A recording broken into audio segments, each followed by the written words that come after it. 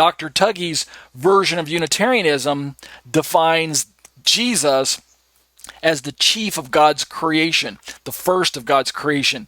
Chief being the first thing that God created, the first being that God created. And then Jesus goes on to create everything else. And in case you're not catching it, and I'm closing with this, that version of monotheism that I'm describing, that Dr. Tuggy holds to, of Unitarianism, is extremely similar to other forms of monotheistic Unitarianism that we're familiar with today. Jehovah's Witnesses believe that Jesus is a creature. Mormons also believe that Jesus is a creature. Oneness Pentecostals, I don't know if they say that Jesus is a creature, but they definitely say that there's only one being, and his name is Jesus, so that God is Jesus, and Jesus is God, and Jesus just is God, and God just is Jesus. In fact, there's really no true Father or Holy Spirit.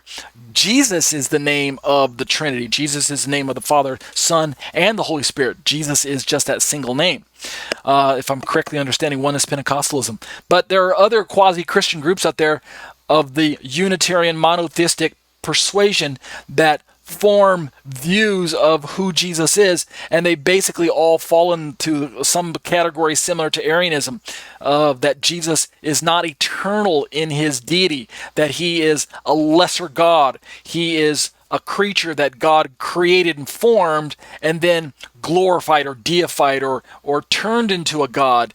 Christadelphians, Iglesia Ni Cristo,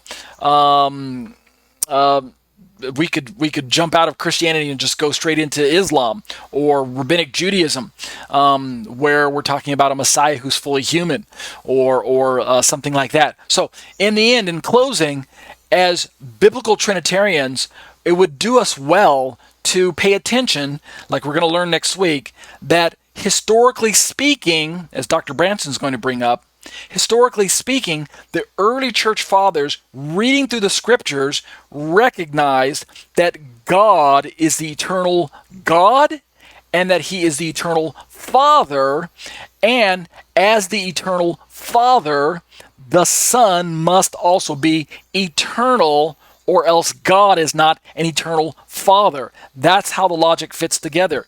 If God's fatherhood is not eternal, then the sonship of Messiah is also likewise not eternal. In other words, if God only became a father when he created Jesus, then fatherhood is not eternal. Of course, the early church fathers didn't hold to that position. They believed that God's fatherhood was eternal. And so that's what we're going to look at next week. But that'll do it for Exploring the Shema, discussions on the issues of Trinity.